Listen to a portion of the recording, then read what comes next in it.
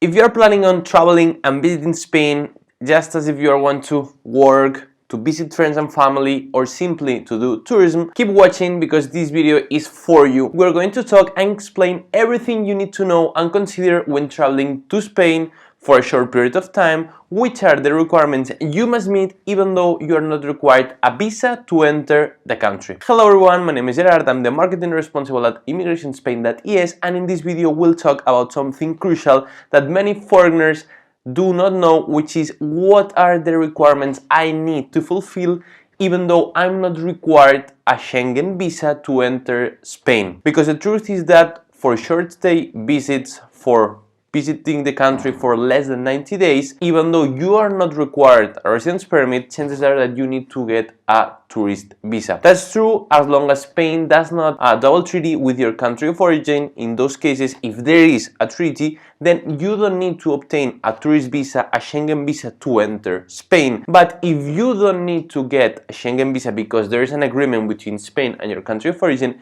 you still need to meet a certain list of requirements. Hence, and this is very important to consider, for those of you who are visiting as a tourist Spain less than 90 days, even though you don't need a visa to enter the Schengen area and therefore Spain, there's a list of requirements you must meet, and that list is what we are going to explore right now. But before that, make sure to subscribe, hit that bell notification button so that you don't miss any of the weekly videos we are posting every single week that will make your life in Spain as a foreigner much easier. Okay, so which are those requirements? The first requirement you must meet is presenting a biometric passport. This passport, not only it has to be valid, but also we need to focus on its expiration date. That expiration date must be at least 3 months greater than the end of your journey, the end of your trip to Spain. So make sure to check for the validity, and if you are planning in advance, apply again, renew your passport as to make sure that its expiration date is longer than your exit in Spain for at least 3 months. Second requirement, this is also crucial, you must demonstrate that you have accommodation for every single night that you're going to spend in Spain. This can be done, there are two different methods. The first one, in case you are staying at a friend's or a family member's house, then what you need to do is to get them to send you an invitation letter through the police. That's done officially through the police, so that you can get this document at your country of origin and use it to prove that during each of the nights that you'll be staying at your friend's or family house, you'd be having accommodation, so that they certify that they'll be hosting you. But if instead of staying at a friend's house, what you're doing is staying at a hotel, apartment, Airbnb,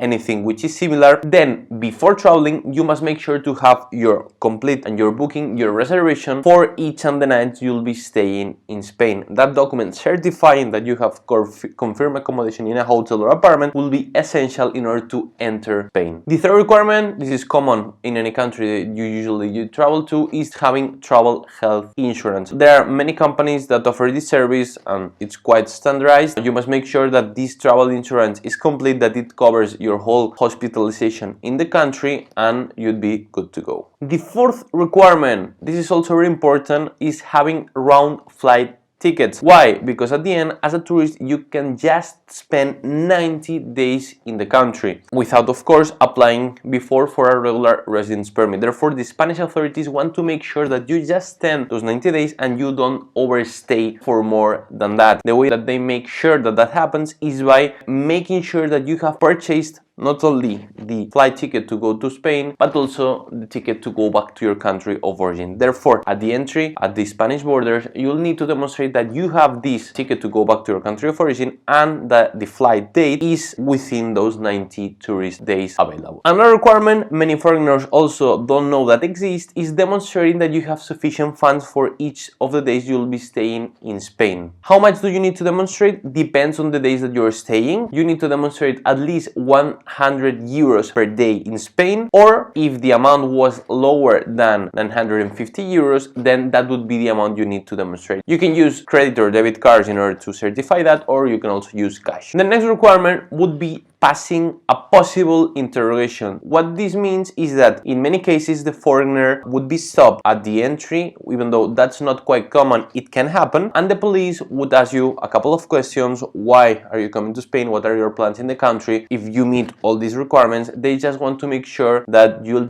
be just staying for 90 days and no more than that. Then you'll go back to your country of origin, and that interrogation is just a process to verify that. Therefore, if you have watched this video, you're meeting all these requirements, there's nothing to worry about. It's just a 2 to 4 minute process, really simple questions to answer, just that the police will ask in order to verify that you meet all requirements. And the final requirement, this is a novelty, the ATS Form. The ATS Form is a new form that will enter into force at the end of 2023 for all those tourists who do not need a visa to enter Spain, just to certify, just to register online prior their trip to Spain in order to have that information recorded by the Schengen authorities. Therefore, if you're traveling to Spain and you don't need a visa, you must make this online application. It's called ATS. You'll find a link down below in the description box, which just require your name, your email, a couple of data points, and you'll get this registration confirmed. It's not a visa, it's just a registration form that's completely done online, and that will be compulsory at the end of this year. This has been everything you need to see about how to enter Spain without a visa. Make sure, remember that in case you want to extend your stay for over 90 days, you want to stay in Spain for the long run, that means applying for a regular residence permit. Go to our channel, you'll find videos, information about all residence permit available in the country. Also, in the link down below in the description box, you also have access to our blog,